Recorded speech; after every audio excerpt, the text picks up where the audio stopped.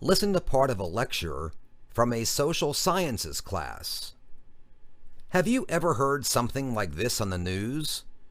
Air Force One has landed, and the President and First Lady are now walking across the tarmac. Ever wonder what tarmac is? If so, take heart, you're not alone. Tarmac, it turns out, is a type of surface pavement that is short for tar penetration macadam. Got that? It's a mouthful. Actually, here in the United States, we don't use tarmac much anymore because it's been upstaged by asphalt. But we still use the term when referring to the pavement at airports. The macadam part of tarmac refers to a Scotsman named John McAdam. McAdam, in the early 19th century, invented a method to strengthen paved roads and increase the way water drains off roadways. He named his technique, modestly, McAdam Roads. McAdam Roads had a sloped roadway covered with 3 layers of angular gravel, which was compacted by a heavy roller. These roads were undoubtedly stronger than previous ones, but they posed a new difficulty: dust. When automobiles began using them, the cars raised swirling clouds of debris, making it, shall we say, daunting to see. So, as early as the 1830s, people started experimenting by covering macadam roads with tar and sand in an attempt to solve this problem. In 1901, a man named E. Purnell Hooley, invented a mixture of tar and a furnaced waste material called slag to come up with the infamous tar penetration macadam, tarmac, that improved the dust resistance on macadam roads. Soon, roads throughout England were resurfaced with Hooley's invention, and the company he founded, Tarmac Limited, became very profitable. During World War II, the British used tarmac to build airstrips for jet fighters, which is why we still use the term tarmac today as a synonym for runways and other paved airport areas.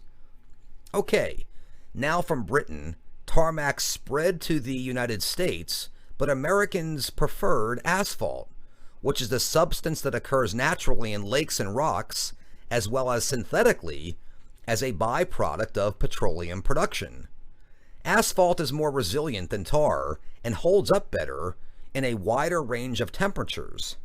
Its first recorded use dates back to about 3000 BC, when the Sumerians used it to preserve mummies, waterproof ships, and cement bricks.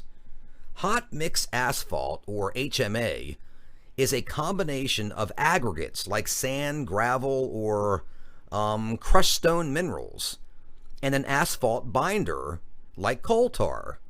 It was first used in the U.S. for crosswalks and sidewalks in the late 1860s.